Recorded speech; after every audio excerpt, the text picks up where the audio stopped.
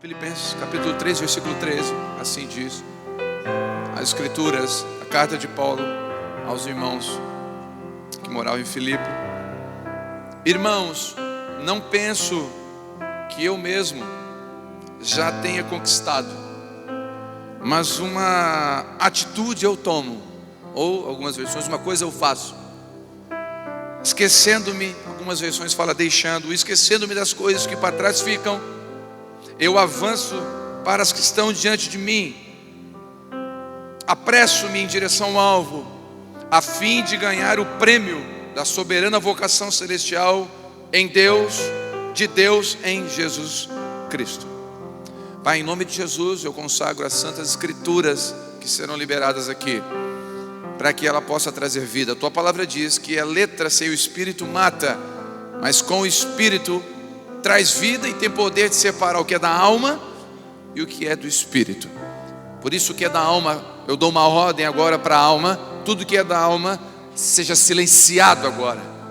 Toda voz que é contrária à voz do Espírito Santo, eu dou uma ordem em nome de Jesus, para que seja calado e só fale a voz do Espírito. Que o Espírito ministre dentro de cada um de nós, em nome de Jesus. Amém? Quero de presente a sua atenção, se você puder.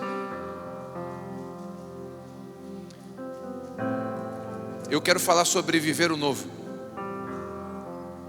Viver o novo que Deus tem para nós. Só que viver o novo, ele é ao mesmo tempo empolgante, ele é assustador. Ao mesmo tempo que ele é maravilhoso, ele é sacrificioso. Porque toda novidade traz desconforto. E esse texto como base que eu usei, o apóstolo Paulo está dizendo o seguinte: eu tomei uma atitude na minha vida. Eu deixo para trás as coisas que não servem mais. Interessante que o apóstolo Paulo, ele não joga para trás, ele deixa e ele está andando. Ele não está jogando para trás, ele está deixando e segue, ele está num processo para frente. Ele está indo para um lugar, ele tem um alvo. E ele não está mais preocupado e lembrando ou buscando ou enfatizando o que passou. E ele fala, uma atitude, preste atenção, é uma atitude, não é um sentimento gostoso, é uma atitude. É igual perdoar. Perdoar não é um sentimento maravilhoso, você tem que perdoar aqueles que te ferem. Isso não é uma opção para o cristão. No livro Crônicas de Nárnia, o C.S. Lewis conta um diálogo entre Edmundo, que é um menino que peca, que representa eu e você, e o Aslan, que representa Jesus. E nessa representação, Edmundo, muito pecador, se aproxima de Aslan e fala: Aslan, quando? Que dia você vai me perdoar do que eu fiz? E Aslan responde: nunca. Nesse dia não vai existir, porque eu já te perdoei antes de você errar. O perdão de Deus não é uma condição do nosso erro, ele foi liberado antes de você errar. Então, o apóstolo Paulo está nos ensinando um princípio. Eu vou para frente, eu não vou ficar me lembrando de erro. Uma postura. 2 Coríntios 5,17 diz: pelo que se alguém está em Cristo, ele é uma nova criatura. Uma nova criatura não é uma pessoa perfeita, é uma nova natureza. Ele não pensa só nas coisas da terra, ele pensa nas coisas do alto. Ele começa a entrar no lugar de santidade em Deus. E ele fala, as coisas velhas se passaram. Quando fala coisa velha, não significa que você vai abandonar pessoas que já passaram da idade. Não significa que você vai jogar fora o seu carrinho velhinho. Ele está dizendo de coisas que impediam de você cumprir um propósito. Coisas, pessoas que de alguma forma Deus tirou da sua vida ou passou. E ele fala, as coisas velhas se passaram, isso que tudo se fez novidade. Provérbios 4, 25, o sábio diz: olha sempre para frente. Olha sempre para frente. Mantenha o seu olhar fixo no objetivo a ser alcançado. Isso aqui não foi os coaches que inventaram. Isso aqui é sabedoria, dizendo que você não pode ficar preso às coisas laterais, periféricas. Se você tem um propósito, se você tem um alvo, você não pode deixar as outras coisas tirar você do alvo. Interessante que Martinho Lutero falou uma coisa muito sábio, inteligente. Ele diz: o nosso Senhor escreveu a promessa da ressurreição, não só em livros, mas em cada folha da primavera. E observando o meu jardim, eu já escrevi um livro sobre isso. Eu acho interessante que toda árvore, toda, sem exceção, tem folhas caindo e folhas nascendo. Folhas caindo e folhas nascendo. Folhas caindo e folhas nascendo. Épocas de folhas caírem, épocas de folhas nascerem. Aquelas árvores que não caem as folhas, que sempre tem folha nascendo e folha caindo. Ou seja, quando uma folha nasce, Deus está falando conosco: eu sou um Deus de novidade, eu sou um Deus de ir para frente, eu sou um Deus que não fico remoendo, Deus é tão para frente que Ele esquece as nossas transgressões. Ele decide esquecer. Ele decide lançar no mar de esquecimento as nossas transgressões. Prova que Deus não quer ficar vivendo de coisa antiga. Deus não quer ficar remoendo e trabalhando aquilo que foi lá atrás. Ele quer que você viva novidade de vida. E o dia de hoje se chama hoje. O dia de Deus, o tempo de Deus se chama hoje. E quantos de nós ficamos presos ao passado e cometemos um grande erro, porque isso nos impede de ir para frente. Todas as folhas que caem são substituídas por novas. As folhas novas substituem as velhas. Temos que aprender a crescer e deixar velhas práticas.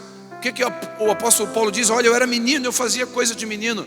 Essa folha já passou. Agora eu sou maduro, eu tenho folhas novas, eu tenho atitude de homem.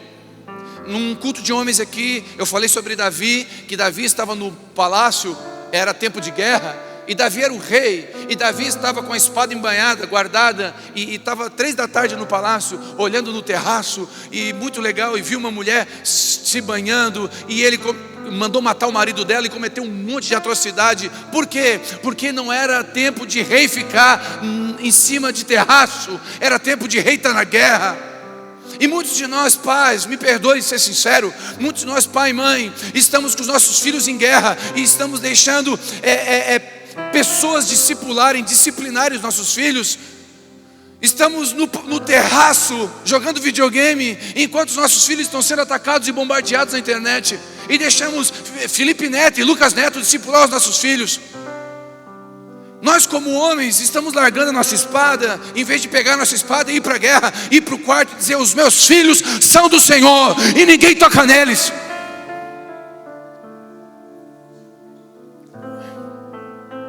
Por quê? Porque muitos de nós estamos brincando e deixando atitudes. Escute, não tem problema jogar videogame desde que você tenha 8 anos de idade. Ou você tem um filho e você brinca com ele ali no sábado, meia hora, 1 hora, porque é a hora de brincar. Ok. Mas é vergonhoso. Eu ouvi um testemunho de uma esposa, anos casada, na minha frente, falando do lado do marido: eu fico arrumando a casa, pastor, eu trabalho fora, eu fico arrumando a casa no sábado e ele fica ali. Eu falo: amor, me ajuda, amor, faz tal coisa, a nossa filha, e ele fica ali 1, 2, 3, 4 horas, pastor. O que eu faço? Eu veio um monte de ideia na mente. Eu pensei em 18 formas de eliminar aquele homem em 3 segundos. A primeira coisa que vem na mente é: mata ele. Não, estou brincando. Eu falei: o celular, ele vai virar alvo. Escute, é o desespero de uma mulher dizendo: eu só quero um homem do meu lado.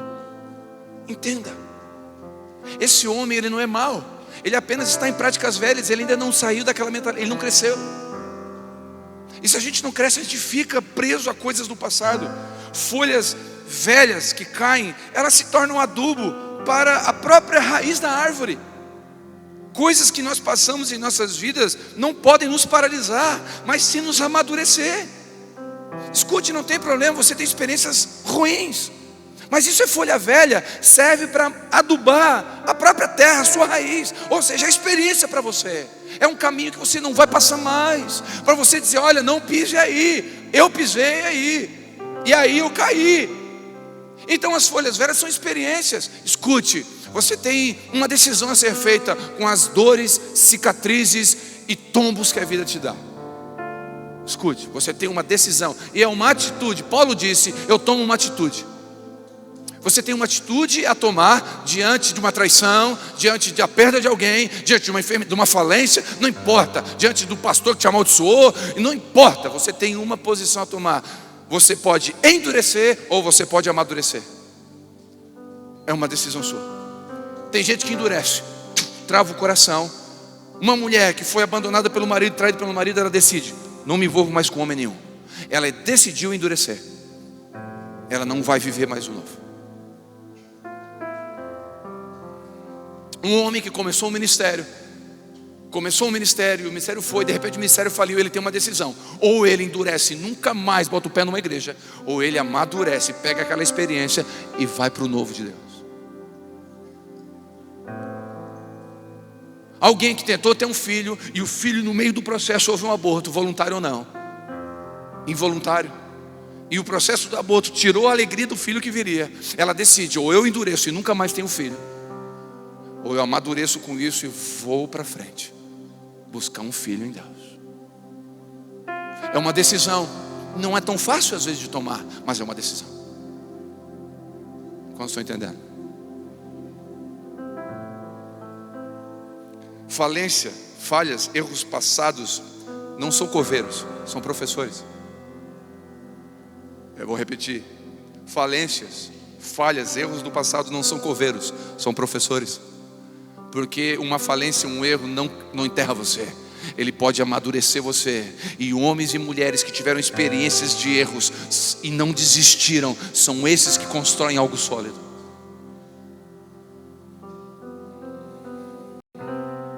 O novo de Deus só pode vir se deixarmos o passado no seu devido lugar lá atrás. Deus é um Deus de novidade de vida. O vinho novo só pode ser derramado em odres novos.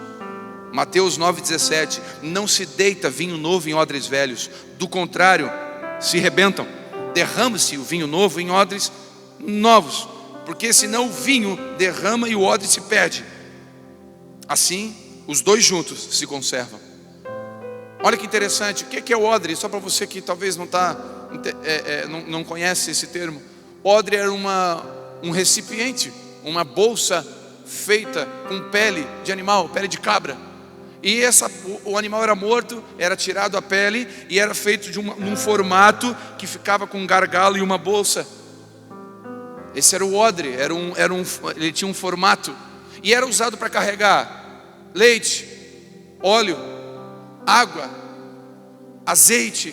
Ele era utilizado para condução de líquidos, ok? Vinho. E aqui o texto está dizendo que não se coloca vinho novo em odre velho. Por quê? O vinho novo ele fermenta, ele vai fermentar, ele vai expandir. E quando ele expandir, o odre velho não tem elasticidade e ele vai romper. Então o odre tem que ser novo, porque o odre novo, o que vai acontecer? Ele vai esticar junto com a fermentação do vinho. Como estão entendendo?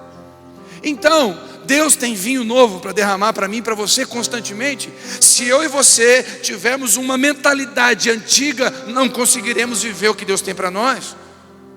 Pastor, muito legal, mas como que eu faço para ficar elástico? Como eu faço para ser esse odre novo? Como que eu faço para poder receber esse vinho novo? É aqui que mora a bênção e o problema. É exatamente aqui. Porque o odre, ele era preparado antes de receber o vinho. Primeiro, um animal era morto, sacrificado para esse odre receber, se tornar esse odre, esse recipiente de unção, de receber bênção, de receber algo. Entenda isso. O sacrifício já foi feito para você ser um odre novo. Já foi um cordeiro, já foi morto, para que o odre novo, que é você e eu, possamos receber o vinho novo. Quantos recebem isso?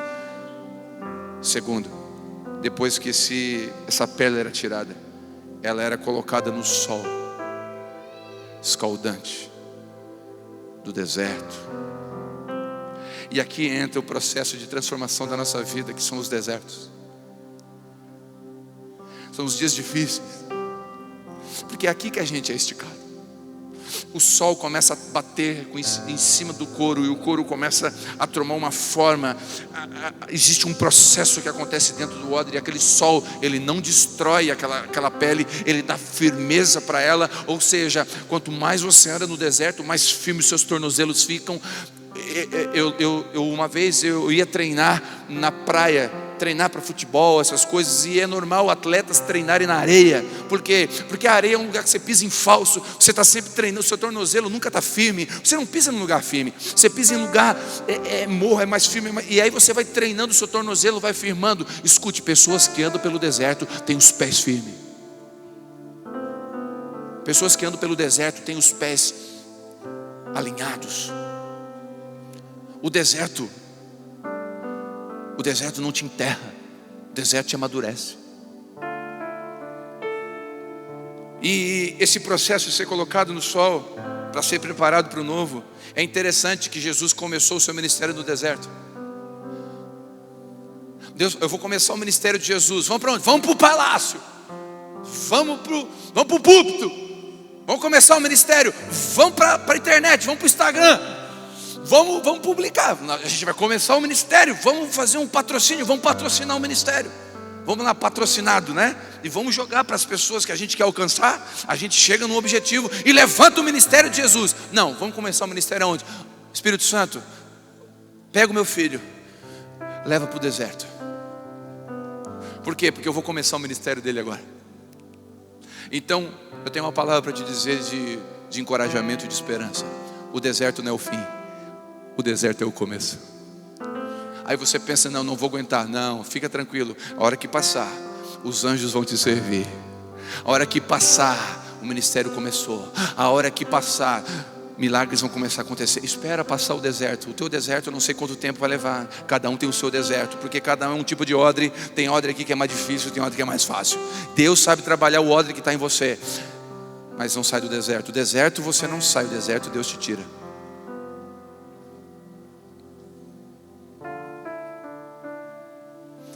Depois que esse odre sai do calor, do deserto, do sol, ele é golpeado numa pedra, por algumas vezes. Pega-se uma rocha, uma pedra, e golpeia-se essa pele, para que essa pele agora, depois do calor do sol, ela pegue uma elasticidade, ela começa a pegar forma, maleabilidade, flexibilidade. É golpeado na pedra. Sabe o que eu aprendo aqui? Quando você vai para o deserto, o processo de Deus continua. Sabe como? Você é golpeado, você é aferido na rocha, que é Jesus. Você vai ter que ter encontro com Ele, porque é o encontro com Ele que nos transforma. Não dá para fugir, irmão. Você pode vir aqui no culto a vida inteira nos domingos e nunca ter um encontro com Jesus. E o que vai mudar você nunca vai ser a minha pregação, nunca vai ser os louvores cantados, nem a recepção dos atalaios. O que vai mudar você é o encontro com o Deus vivo. É ser golpeado na rocha que vai fazer com que eu e você possamos receber o novo. E ser golpeado na rocha é aferir o caráter de Deus com o nosso. Ser golpeado na rocha é comparar o que Jesus faria em seu lugar. É começar a ver as atitudes minha e sua, se elas estão ou não parecidas com aquele que quer derramar o vinho. Quando Jesus fez o seu primeiro milagre, ele fez num casamento. Não foi coincidência. Ele fez num casamento, porque eu acredito que o primeiro milagre tem que ser ali. Porque se a casa estiver bem, os outros milagres são consequência. Se a casa estiver mal, os outros milagres não vão ter sustentabilidade. Entende? Deus primeiro quer fazer em casa, e Ele transforma a água em vinho. Jesus é o perito em transformar o que não tem sabor, o que não tem cheiro, em algo saboroso, prazeroso, com aroma. Ele tem prazer de fazer isso, e Ele quer derramar na minha e na sua vida uma vida com prazer. Escute o que eu estou dizendo. Uma vida com prazer não é uma vida com prazeres, é uma vida com propósito. Uma pessoa feliz é uma pessoa que acorda de manhã com propósito. Ela pode ter pão e arroz para comer, mas ela está feliz em Deus porque ela tem um propósito. Quem vive sem propósito já não vive. Por isso que tem pessoas que cometem um grande erro de achar que se elas tiverem dinheiro, elas vão estar felizes. E aí um dos maiores índices de suicídio estão entre os mais ricos. E aí o maior índice de depressão estão entre os mais afortunados. Porque elas foram até ali com um propósito. Qual o propósito? Ali ser feliz. E a hora que chega ali, descobre um vazio do tamanho do mundo e não encontra propósito naquilo. E aí tem pessoas, irmãos, que você encontra que moram numa meia água, tem um trabalho simples, tem uma vida extremamente simples, mas acorda todo dia de manhã: eu sei para que eu nasci, eu sei porque eu estou nessa terra, eu tenho um propósito bem definido. E aí você vê um sorriso no rosto da pessoa e você diz: essa mulher é para estar desesperada. Esse cara andando com esse carro, não sei como é que ele sorri, eu teria vergonha de sorrir. E ela está olhando para você dizendo: que vida triste que esse homem deve ter, dentro de um carrão desse, sem propósito.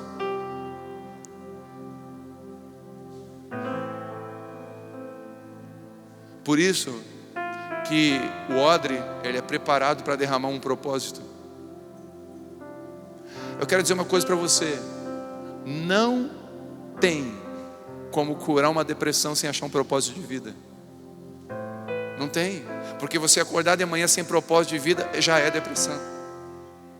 Irmãos, eu vou exagerar, eu vou sair do campo eclesiástico, eu vou sair do campo religioso, eu vou entrar no campo profissional. Tem pessoas que estão lá no Alasca, morando num iglu de gelo, 2 anos sem ver a família, abandonou pai e mãe para cuidar do pinguim raro, que tem 3 no mundo. Um tá manco, o outro é estéreo. Ele deu nome para os 3 já.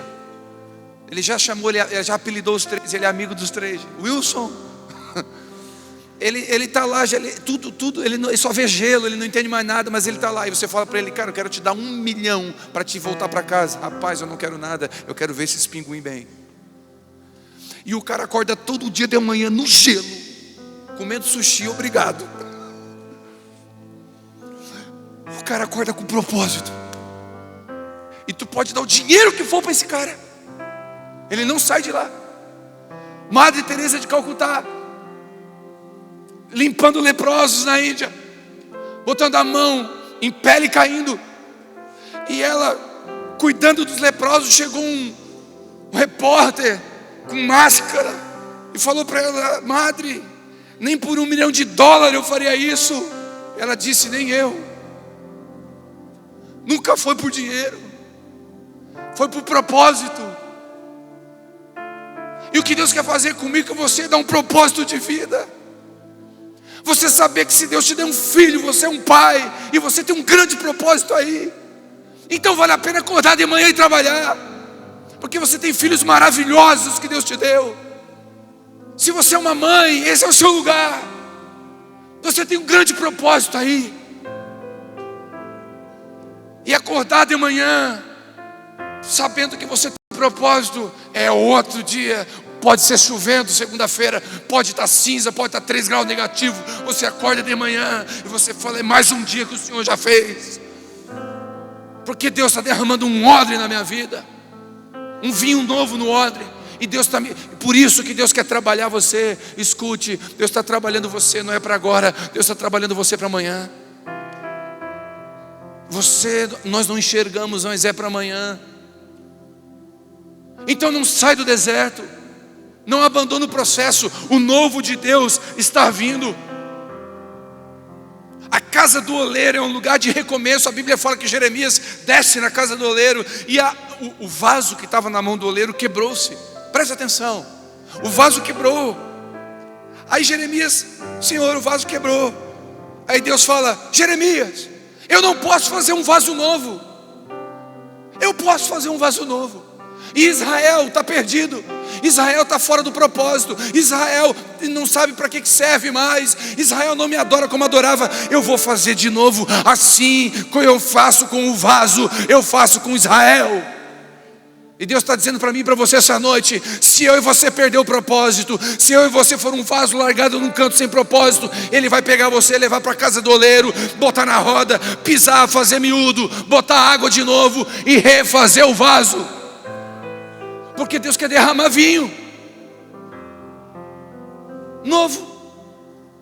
E eu acredito de verdade que os olhos do Senhor passam aqui essa noite e falam: onde está um odre, onde está um vaso disposto a ficar na minha mão, disposto a entrar na minha casa do oleiro, disposto a ser aferido na rocha, disposto a me obedecer, para que eu derrame vinho novo sobre Criciúma, sobre aquela família.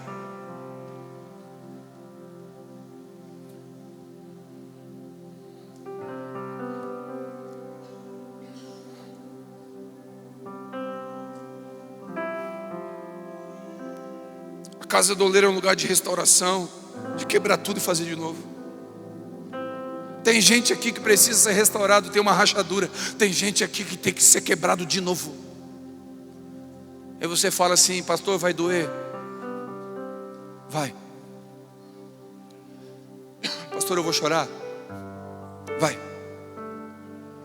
Pastor, eu vou passar pelo vale da sombra da morte? Vai. Pastor, e aí? Eu só tenho uma coisa para te dizer. A Bíblia fala que o vaso quebrou na mão do oleiro. Não importa se você vai quebrar hoje ou amanhã, importa onde você quebra. E se você quebrar na mão do oleiro, aí você pode dizer o que o salmista disse: ainda que eu ande no vale da sombra da morte, eu não temerei mal algum, porque o Senhor é comigo. Então não importa se vai doer ou não vai doer, importa é quem vai estar conduzindo você no meio disso. Onde está o seu coração, a sua confiança?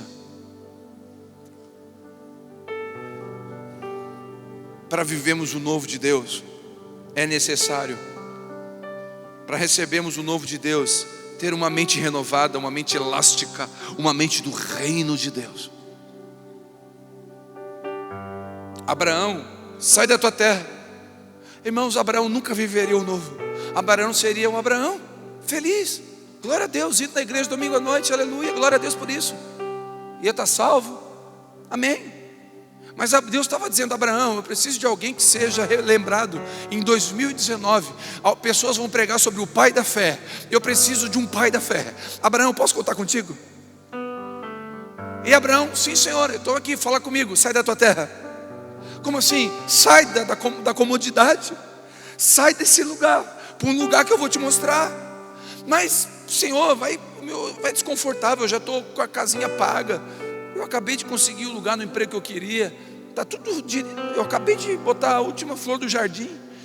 A casa está muito legal. É agora mesmo, porque eu não gosto que ele me dê nada pela metade. Agora que está inteirinho eu quero. Deixa aí. Vem. E se Abraão não sai da terra dele, ele não vive o novo. E ele não seria lembrado hoje como o pai da fé. E pela fé, saiba, acredite você pela fé é filho de Abraão.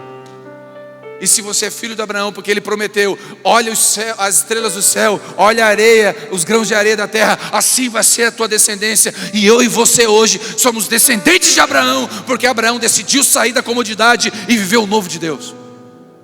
E para viver o novo precisa sair da zona de conforto. Assim como você já viu pregações, eu acredito, de que a águia, quando quer fazer o seu filho voar,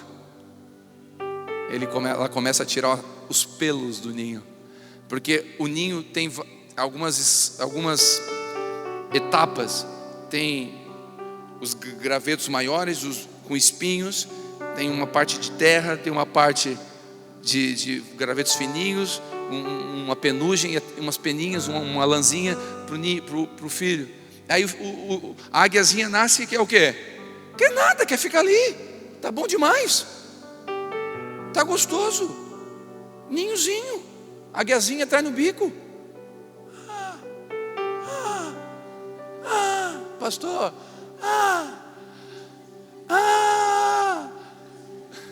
Que foi? Eu não oro, eu não leio a Bíblia, nada, mas tu ora por mim. Faz para mim. Não tem problema, quando é bebê, é isso aí mesmo. Os bebezinhos que foram apresentados aqui, eles vão... Eu duvido que os pais falam: Sofia, vai no mercado comprar tua comida. A Sofia sai engatinhando, igual no exército. Passa no estacionamento gatinhando. Vai lá no caixa, passa, todo mundo olhando a Sofia. Até que ela vai, sobe degrau, vai lá no Kinder Ovo. Volta, chega no caixa, ela joga o Kinder Ovo, joga a moeda. Aí você fala: nossa! Não, a Sofia não faz isso, porque tem pai para isso. Só que a hora que ela crescer, a minha filha de 15, às vezes ela fala: pai, eu queria um sanduíche que tem lá no mercado, 2 esquinas. Ai pai, aí o quê? Ai pai, eu estou cansado, também estou. Ah pai, meu pai podia ir, né? Podia. Tu vai? Não. 2 pernas. Vai. Mas vai. Porque já tem idade para isso. Agora escute. A águia, quando ela percebe que a águiazinha tem maturidade para voar, e todo pai sabe quando o filho está pronto para voar. Vou repetir. Deus sabe quando o filho está pronto para voar. E Ele começa a preparar desconfortos. Tira o peluche. Ah, mas tá aqui, estava tão bom. Agora não está mais tão confortável. Encosta da cãibra. Formiga tudo. Não está tão legal. Aí você sai do ninho, dá uma olhada fora. Meu Deus, a altura. Não, ninho. E nada. Aí o pai não vem, passa um dia. Eu estou com fome. Aí de repente o pai vem, ele não dá na boca, ele joga do lado de fora do ninho, num galho assim. Aqui, ó. Não, sai daí e pega ali, ó. Aí ele vai lá, ninho de novo. Aí ele vai lá, tira de novo, fica só espinho. Aí não consegue mais sentar, mais deitar. Fica em pezinho. Tá ruim aqui. Nada. Aí o pai não vem, passa 2, 3 dias, jejum, filho, jejum. Ou cresce ou jejua. Vai crescer. E a águia, a Bíblia fala não, estudiosos, tudo a Bíblia fala, que a águia vai tirando ao ponto de ficar tão desconfortável, que o filhote sai do ninho. E aí, o primeiro voo, a águia coloca o filhote de águia, algumas águias colocam o filhote de águia na asa, e sai com o filhote na asa. Uau! Deus não leva a gente em lugar que Ele não foi antes. Ele não vai levar você a fazer uma coisa que Ele não pode cuidar de você e segurar você. E Ele leva você para voar. E é interessante, no meio do processo, algumas águias sacodem o filho da asa. Legal, né, filho? Ai, Jesus, que lindo. Olha meu casamento. Olha o que o Senhor está fazendo. Estou prosperando a minha empresa. E na asa da águia assim, e a águia dando rasante. Olha o rasante que eu vou dar, filho. Está vendo? Ora para Deus curar. Nossa, eu orei, Deus curou. Porque Deus está, nossa, que maravilhoso, né, filho? Presta atenção agora. Não. Te dei asa. Te chamei para crescer. Não é para ficar no ninho a vida toda.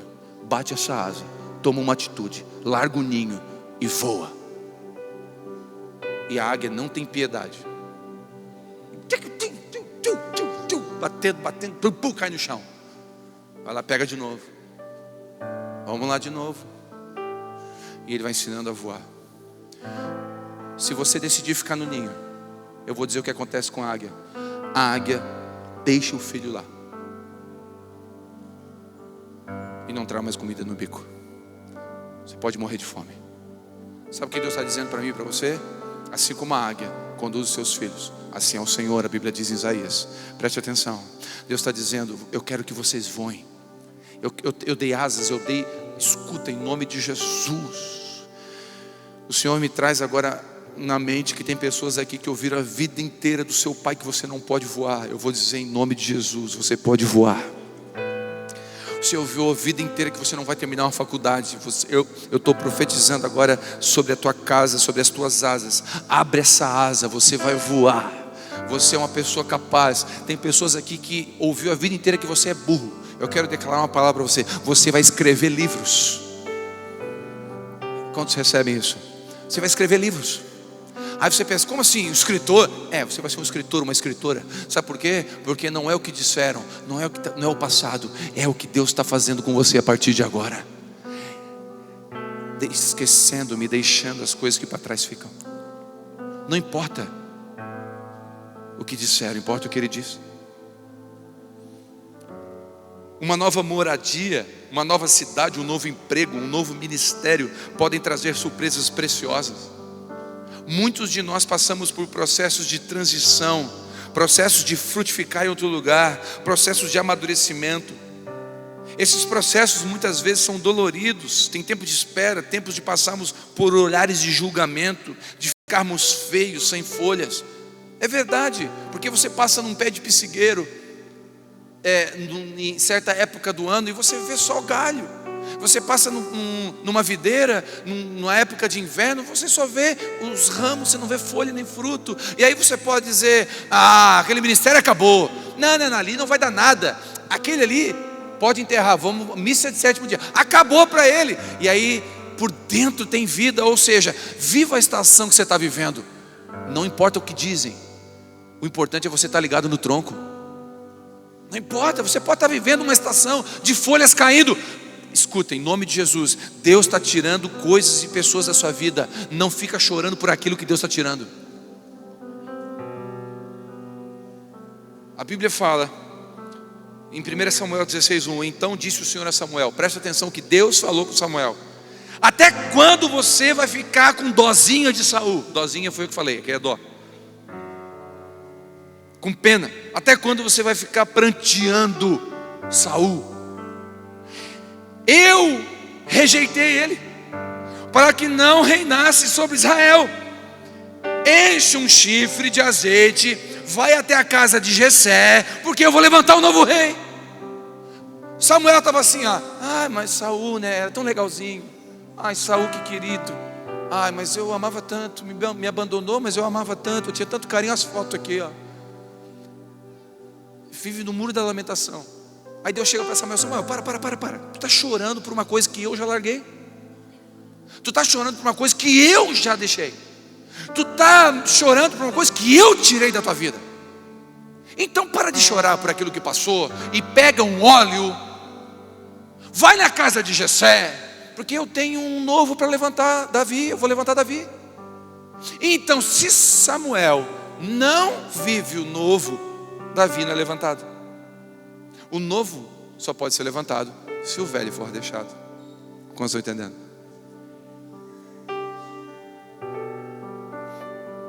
E Davi representa quem? A Bíblia fala que Jesus era a raiz. Davi representa um novo. E nós não podemos ficar chorando por aquilo que passou. Nós devemos celebrar o novo. Preste atenção. Muitos de nós, a mulher de Ló, ela se tornou uma estátua de sal. Quanto lembra dessa história? Ela se tornou uma estátua de sal por quê? Vamos lá. Por quê? Olhou para onde? Para o passado, para trás. Olha que interessante. Eu não sei, estudiosos e teólogos de plantão podem me corrigir. Não tem problema, pode corrigir. Mas eu ouvi uma explicação que eu achei no mínimo coerente. O sal era a riqueza daquela época de Sodoma e Gomorra. Era uma das riquezas maiores. E aquela mulher virou para trás e se tornou uma estátua do quê? Não se prenda naquilo que era a riqueza antes de você conhecer Jesus.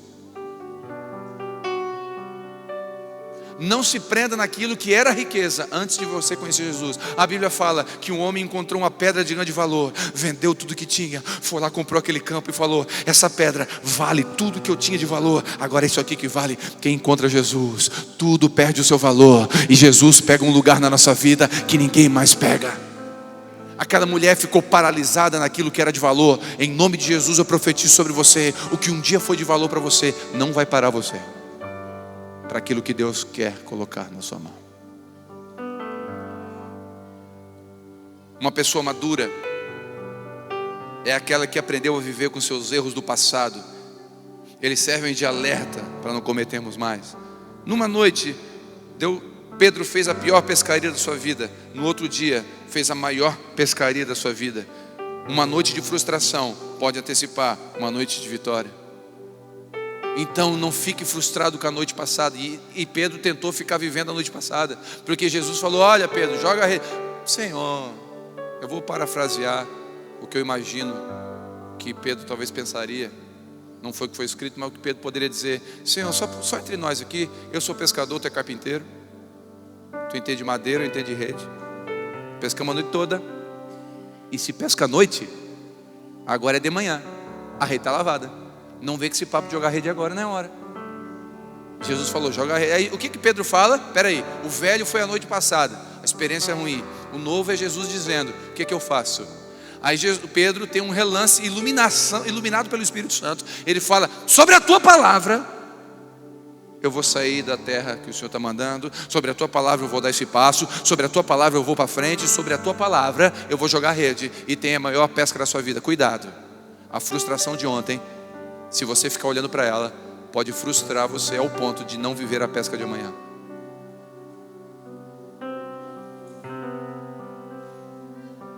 Quando estão entendendo? Muitas vezes estamos pranteando coisas e pessoas que não devemos mais prantear. Guarde essa frase: que possamos ter gratidão por todas as pessoas que passaram por nós, mas não podemos parar nelas. Vou repetir: tenha gratidão por todos, por tudo que passou pela sua vida. Não fique com murmuração, fique com gratidão, mas não pare nelas. Ser grato não significa parar. Você pode ser grato e continuar. Quantos entendem o que Deus está falando? Que possamos não deixar o passado, as coisas, velhos fracassos nos prender, mas que possamos viver o novo, receber o vinho novo de Deus. E assim como aquela festa de casamento em que Jesus transformou algo em vinho, muitas vezes o vinho bom tem que acabar. Vou repetir: muitas vezes o vinho bom tem que acabar para o vinho excelente ser apresentado. Não se prenda no bom. Não se prenda no bom. Tem o excelente. Não se prenda no legal. Tenha boa, perfeita e agradável vontade de Deus. Pastor, como é que eu vivo a boa, perfeita e agradável vontade de Deus? Renovai-vos a vossa mente. Transformai-vos. Deixa eu trabalhar no odre de vocês. Deixa eu dilatar vocês, porque eu quero trazer novidade de vida. Se eu ficar preso à denominação Abba Pai, eu não vou andar no reino. Então eu descobri que Deus não é abapaiano. Deus não veio na Abba Pai e aceitou Jesus, se converteu, virou crente. Deus é acima de tudo isso. Então eu não ando no nível da Abba Pai, eu ando no nível do reino de Deus. E eu descobri que Deus não é evangélico, e descobri que Deus não é católico. Os católicos são meus irmãos. Ah, mas eles têm erro, assim como os evangélicos. Então Deus ministrou meu coração e pediu para me expor o evangelho. Pronto. Eu ando e quero andar no reino de Deus. Não quero andar. E se Deus não trabalhasse a minha mente, eu estaria até hoje defendendo uma placa. Não defendo mais nenhuma placa. E não preciso nem defender o evangelho, como dizem por aí, defensores do evangelho. Não precisamos nem defender o evangelho se defende por si só. Eu preciso colocar a minha vida todos os dias no altar de Deus, na casa do oleiro, e dizer: molda a minha vida para que eu possa receber o vinho novo amanhã. Deus tem vinho novo para mim amanhã. Não, pastor, mas tudo isso, vinho... Não tem, querido, não tem nada a ver com tudo isso ou tudo aquilo. Tem a ver com viver a vontade de Deus. Eu quero viver a vontade de Deus. Se Deus um dia, pela vontade dEle, decidir que eu vou ser missionário na África, eu vou ter que obedecer. Para isso Ele vai trabalhar o odre, vai moldar o odre, para que chegar no dia de derramar o óleo, eu tenho que estar preparado para isso. Se Deus um dia chamar algum de vocês aqui para viver integralmente para aquilo que Ele queira, esteja preparado para isso. Enquanto isso, deixa Ele moldar o odre, deixa Ele esticar, deixa Ele trabalhar. Esteja pronto a viver com 1 milhão, esteja pronto a viver com R$1.000, esteja pronto. Elasticidade, muito, pouco, muito, pouco. Não importa no muito, no pouco, eu estou em Cristo. Eu tenho um propósito de vida. Se for muito, está sobrando, a gente sabe o que fazer com ele. Traz para mim. Está sobrando aí, não tem o que fazer. Dá para mim que eu dou destino amanhã.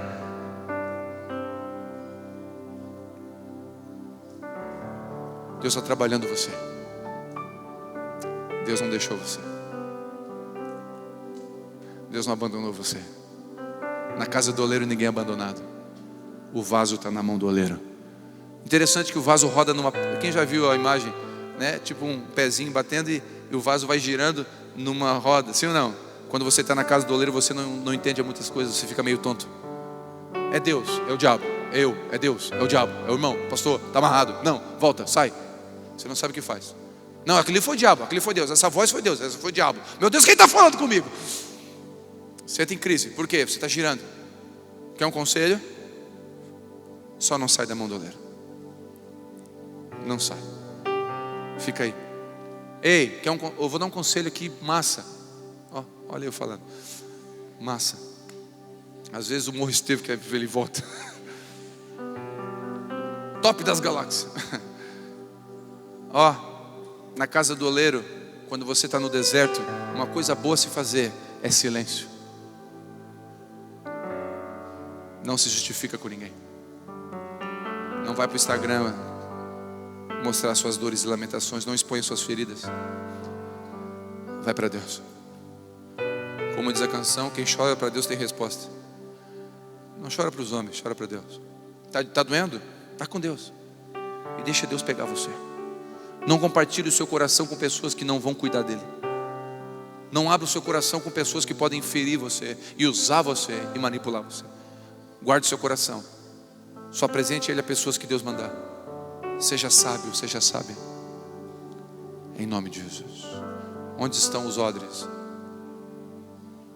Onde estão os odres? Tem certeza?